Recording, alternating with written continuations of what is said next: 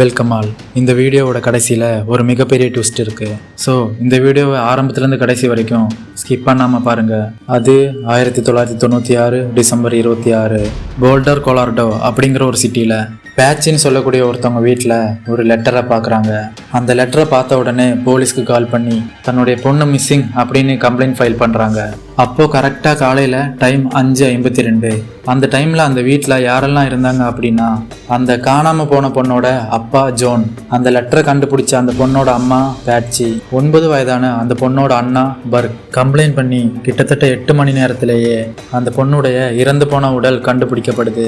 இதில் ஒரு பயங்கரமான விஷயம் என்னன்னா, அந்த பொண்ணோட இறந்த உடல் கண்டுபிடிக்கப்பட்டது அவங்களோட வீட்டில் இருக்க அவங்களோட பேஸ்மெண்ட்லேயே தான். அப்படி இருக்கையில் அந்த பொண்ணை யார் கொலை பண்ணது, குற்றவாளி கைது செய்யப்பட்டானா இல்லையா, இந்த கேஸை பற்றின முழுமையான தகவலை வாங்க வீடியோவில் பார்க்கலாம். Welcome to the voice of MS.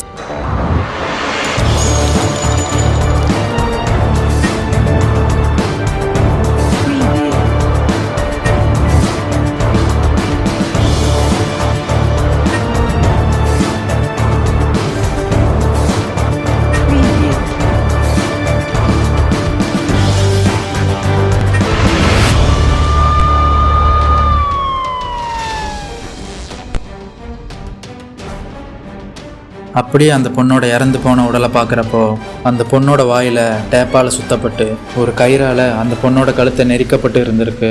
இந்த பொண்ணு கொலை செய்யப்படுற அந்த நேரத்தில் இந்த பொண்ணு ஒரு பிரபலமான குழந்தை நட்சத்திரமாக இருந்திருக்காங்க. அதுவும் இல்லாமல் அந்த காலத்தில் நடத்தப்படுற குழந்தை அழகு போட்டியில் 5 முறை வின் பண்ணியிருக்காங்க.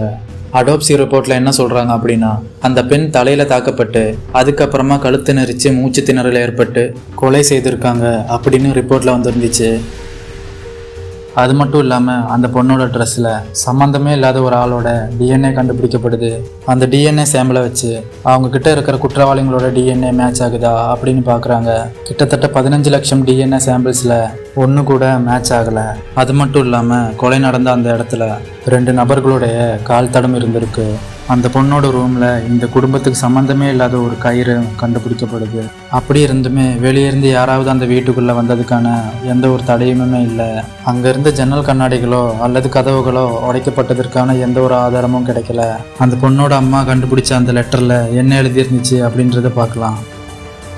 மிஸ்டர் ராம்சி, நான் சொல்கிறது கவனமாக கேட்டுக்கோங்க.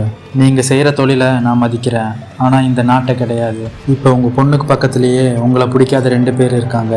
உங்கள் பொண்ணு கடத்தப்பட்டது நீங்கள் போலீஸ்கிட்ட சொன்னால் உங்கள் பொண்ணோட தலையை வெட்டிடுவோம். நீங்கள் அப்படி ஏதாவது பண்ண நினச்சா 99% உங்கள் பொண்ணை நீங்கள் உயிரோடு பார்க்க முடியாது. ஆனால் நாங்கள் சொன்னதை நீங்கள் பண்ணுனா 100% உங்கள் பொண்ணை நீங்கள் உயிரோட பார்க்கலாம். எங்களுக்கு $1,18,000 நீங்கள் கொடுத்தீங்க அப்படின்னா உங்கள் பொண்ணை நாங்கள் திருப்பி கொடுத்துருவோம் அப்படின்னு எழுதியிருந்துச்சு. இதில் குறிப்பிட வேண்டிய விஷயம் என்ன அப்படின்னா, அந்த $1,18,000 ஏன் கரெக்டாக சொல்கிறாங்கன்னா, இந்த கொலை நடக்கிறதுக்கு 1 மாதம் முன்னாடி தான் இந்த பொண்ணோட அப்பா அவரோட கம்பெனியில் போனஸாக வாங்கியிருக்காரு. ரொம்பவே விசித்திரமாக அந்த லெட்டரை அவங்க வீட்டில் இருக்கிற பேனா மற்றும் பேப்பரை வச்சு தான் எழுதியிருக்காங்க. இதிலேருந்து நம்ம என்ன புரிஞ்சுக்கலாம் அப்படின்னா, அந்த கில்லர் எப்படியாவது அந்த வீட்டுக்குள்ளே வந்து அந்த பொண்ணோட ரூமில் வந்து அந்த லெட்டரை எழுதி அந்த பொண்ணை கொலை பண்ணியிருக்கணும். இன்னும் கொடுமையான விஷயம் என்னன்னா, அந்த வீட்டில் மற்ற 3 பேர் இருக்கிறப்பவே இது நடந்திருக்கு. அது மட்டும் இல்லாமல் அந்த கில்லர் அந்த லெட்டரை எழுதுறதுக்கு முன்னாடி 2-3 லெட்டரை எழுதி அதை கிழிச்சு போட்டிருக்கான். அதாவது ப்ராக்டிஸ் பண்ணியிருக்கான். மேலும் அந்த லெட்டரில் நிறைய ஸ்பெல்லிங் மிஸ்டேக் இருந்திருக்கு. இதை வச்சு நிறைய பேர் என்ன சொல்கிறாங்க அப்படின்னா, இந்த பொண்ணை கொலை பண்ண அந்த கில்லர் போலீஸை கன்ஃபியூஸ் பண்ணுறதுக்காக இந்த மாதிரி லெட்டரை எழுதியிருக்கலாம் அப்படின்னு நம்பப்படுது. இப்போ இந்த பொண்ணை யார் கொலை பண்ணியிருப்பாங்க அப்படின்னு வாங்க பார்க்கலாம். அந்த பொண்ணோட குடும்பத்தில் இருந்த எல்லாருமே கடுமையான சோதனைக்கு உட்படுத்தப்பட்டாங்க. அந்த சமயத்தில் ஒரு டிவி நிகழ்ச்சியில் அந்த பொண்ணோட அம்மா தான் எதிர்பாராத விதமாக அந்த பொண்ணை கொண்டு இருக்கணும், அதான் அந்த மாதிரி ஒரு லெட்டரை எழுதி மற்றவங்க எல்லாரையும் திசை திருப்பி இருக்கணும் அப்படின்னு சொல்லப்படுது. அந்த இறந்து போன பொண்ணோட ட்ரெஸ்ஸில் இருந்த டிஎன்ஏ இவங்க குடும்பத்தில் இருந்த யாருடைய டிஎன்ஏ கூடயும் மேட்ச் ஆகாதனால இந்த குடும்பத்தில் இல்லாத மற்ற யாராவது தான் இந்த கொலையை பண்ணியிருக்கணும் அப்படிங்கிற முடிவுக்கு வந்த போலீஸ் முதல்ல சந்தேகப்பட்ட நபர் பில். அவங்க வீட்டுக்கு பக்கத்துல குடியிருக்காரு. இந்த பொண்ணை கொலை செய்யறதுக்கு 2 நாள் முன்னாடி இந்த பொண்ணை மீட் பண்ணி பேசியிருக்காரு. சில சமயத்துல சாண்டா கிளாஸ் உடையில வந்து இந்த பொண்ணுக்கு சர்ப்ரைஸ் பண்ணுவாரு அப்படின்னு சொல்லியிருக்காரு. இந்த நபரோட பொண்ணும் 22 வருடங்களுக்கு முன்னாடி இதே மாதிரி கொலை செய்யப்பட்டிருக்காங்க. இந்த கொலை நடந்ததை பத்தி இந்த நபர் ஒரு பத்திரிக்கையில பேட்டி கொடுத்திருக்காரு. அதுல எனக்கு இது ரொம்பவே சோகமான விஷயமா இருக்கு. என்னோட வாழ்க்கையில இந்த பொண்ணு தான் சந்தோஷத்தை ஏற்படுத்தினா. இப்ப எனக்கு யாருமே இல்லை அப்படின்னு பேட்டி கொடுத்திருக்காரு. அது மட்டும் இல்லாம அந்த நபரோட மனைவி என்ன சொல்றாங்க அப்படின்னா, சில மாதங்களுக்கு முன்னாடி இவருக்கு ஹார்ட் சர்ஜரி பண்ணும்போது அந்த பொண்ணு இவருக்கு ஒரு கிஃப்ட் கொடுத்ததா சொல்லியிருக்காங்க. அது என்ன கிஃப்ட் அப்படின்னா கிளிட்டர். அவரோட மனைவி கிட்ட எனக்கு இப்படி யாருமே கிஃப்ட் கொடுத்ததில்லை அப்படின்னும், நான் இறந்தா கூட என்னோட சாம்பல்ல இந்த கிளிட்டரை கலக்கணும் அப்படின்னும் கேட்டுக்கிட்டாரு அப்படின்னு அவங்க மனைவி சொல்லியிருக்காங்க. இதுல இருந்து ஒரு வயதான நபர் தான் பொண்ணு மாதிரி இந்த பொண்ணுகிட்ட பழகி வந்ததா நினைச்சு போலீஸ் இவர் விசாரணையிலிருந்து விடுவிக்கிறாங்க. அடுத்தது அவங்க வீட்டுக்கு பக்கத்துல குடியிருந்த ஒலிவா அப்படின்னு ஒரு பொண்ணு. எதனால இந்த பொண்ணை சந்தேகப்படுறாங்க அப்படின்னா, ஒலிவாவோட பேக்ல கொலை செய்யப்பட்ட அந்த பொண்ணோட போட்டோ இருந்திருக்கு. அது மட்டும் இல்லாம 2016 குழந்தைகளை வச்சு ஆபாச படம் எடுத்ததுனால கைது செய்யப்படுறாங்க. அது மட்டும் இல்லாமல் 2001 போதைப் பொருள் கடத்தினதுக்காக கைது செய்யப்பட்டிருக்காங்க. அப்போதான் இந்த கொலை செய்யப்பட்ட அந்த பொண்ணோட ஃபோட்டோ ஒலிவாவோட பேக்கில் இருந்திருக்கு.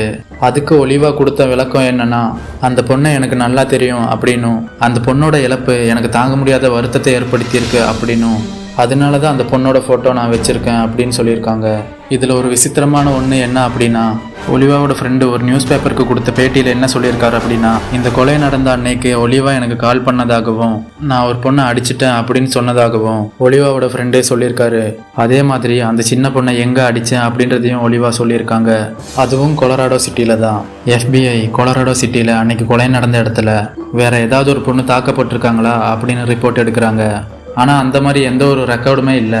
மேலும் ஒலிவா தனது அம்மாவையே டெலிஃபோன் வயரால் ஒரு முறை கொலை செய்ய ட்ரை பண்ணியிருக்காங்க. அதே மெத்தேடை தான் இந்த பொண்ணு கொலை செய்ய யூஸ் பண்ணியிருக்கலாம் அப்படின்னு ஒலிவாவோட ஃப்ரெண்டு சொல்லியிருக்காங்க.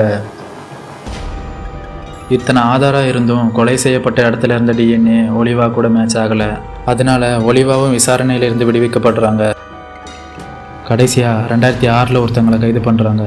அது யார் அப்படின்னா ஜான் மார்க்கர். இந்த கொலை செய்யப்பட்ட பொண்ணோட எலிமெண்ட்ரி ஸ்கூல் டீச்சர். எப்படி இந்த நபர் கைது செய்யப்பட்டார் அப்படின்னா, மிச்சல் அப்படிங்கிற ஒரு ஜேர்னலிஸ்ட் ஒரு 4 வருஷமாக இந்த நபருக்கு மெயில் பண்ணிட்டு இருந்திருக்காரு. கடைசியாக இந்த நபரோட நம்பிக்கையையும் பெற்றிருக்காரு. அதுக்கப்புறமா இவர்கிட்ட அந்த கொலையை பற்றி கேட்டிருக்காரு. அப்போ தான் இந்த கொலையை பற்றி பல திடுக்குறிந்த தகவல்களை அவர் சொல்லியிருக்காரு. மேலும் அந்த மெயிலில் கொலை நடந்த அன்னைக்கு அந்த சின்ன பொண்ணை என்ன பண்ணார் அப்படின்னு சொல்லியிருக்காரு. அது என்ன அப்படின்னா, அந்த பொண்ணோட ரூம்லேருந்து அந்த பொண்ணை பேஸ்மெண்ட்டுக்கு தூக்கிட்டு வரும்போது அந்த பொண்ணு தூங்கிட்டு இருந்தா. அந்த பொண்ணு முழிச்சோன்னே நான் எங்கே இருக்கேன் அப்படின்னு கேட்டதாகவும், நீ உன்னோட வீட்டோட பேஸ்மெண்ட்டில் தான் இருக்க அப்படின்னு சொல்லியிருக்காரு. இந்த தகவலை கேட்டதும் போலீஸ் உடனே ஜானை தேட ஆரம்பிக்கிறாங்க. பேங்காக்ல ஜானை கைது பண்ணுறாங்க. இந்த கேஸை விசாரிச்சுட்டு இருந்த ஒரு போலீஸ் அதிகாரி என்ன சொல்லியிருக்காரு அப்படின்னா, இவர் கொலை நடந்த இடத்துல என்ன நடந்துச்சு அப்படின்னு சொல்கிறதுக்கும் கொலை நடந்த இடத்துல இருந்ததுக்கும் எந்த ஒரு மேட்சும் ஆகலை அப்படின்னு சொல்லியிருக்காரு. ஏன் அப்படின்னா, கொலை நடந்த இடத்துல 2 பேர்களோட கால் தடை இருந்திருக்கு. இவரை பிடிச்ச 18 மணி நேரத்திலேயே இந்த கொலையை பண்ணது இவர் இல்லை அப்படிங்கிறத நாங்கள் கண்டுபிடிச்சிட்டோம் அப்படின்னு சொல்லியிருக்காரு. உண்மையாக சொல்லணும் அப்படின்னா, இந்த கொலை நடந்த அன்னைக்கு இவர் அந்த ஊர்லேயே இல்லை அப்படின்னும், அதை நாங்கள் கன்ஃபார்ம் பண்ணிட்டோம் அப்படின்னும் அந்த போலீஸ் அதிகாரி சொல்லியிருக்காரு. இப்போ தான் இந்த கேஸில் ஒரு மிகப்பெரிய ட்விஸ்ட் வருது.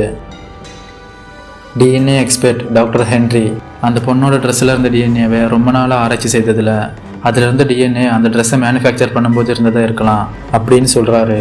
அது நிரூபிக்கிற வகையில் ஓப்பன் செய்யப்படாத ஒரு பேக்கேஜில் ஒரு துணியை எடுத்து அதில் ஒரு DNA சாம்பிள் இருந்ததையும் நிரூபிச்சிருக்காரு டாக்டர் ஹென்ரி. அப்போ தான் காவல்துறைக்கு இந்த DNAவுக்கும் இந்த கேஸுக்கும் எந்த ஒரு சம்மந்தமும் இல்லை அப்படின்னு தெரிய வருது. இப்போ இந்த கேஸ் இதை விட சிக்கலாக மாற ஆரம்பிக்குது. ஏன் அப்படின்னா, இந்த கேஸில் சம்மந்தப்பட்ட எல்லாருமே DNA மேட்ச் ஆகாதனால தான் விடுவிக்கப்பட்டாங்க. அப்போ சம்மந்தப்பட்ட இந்த நபரில் யார் வேணாலும் இந்த கொலையை பண்ணியிருக்கலாம். இந்த கேஸை பற்றின அப்டேட் வந்தால் கண்டிப்பாக நம்ம சேனலில் அந்த ஒரு வீடியோவை போடுறேன்.